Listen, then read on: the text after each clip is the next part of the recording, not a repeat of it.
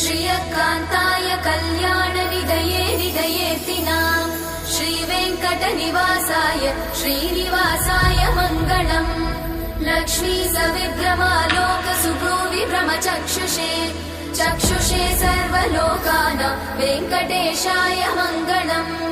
श्रीवेङ्कटाद्रिशृङ्गाग्रमङ्गलाभरणाङ्ग्रये मङ्गलानां निवासाय श्रीनिवासाय मङ्गलम्।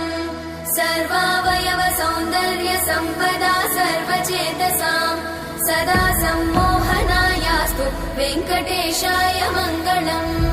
नित्याय निरवध्याय सत्यानन्दचिदात्मने सर्वान्तरात्मने श्रीमद् वेङ्कटेशाय मङ्गलम्। स्वतः सर्वविदे सर्वशक्तये सर्वशेषिने सुलभाय सुशीलाय वेङ्कटेशाय मङ्गलम्।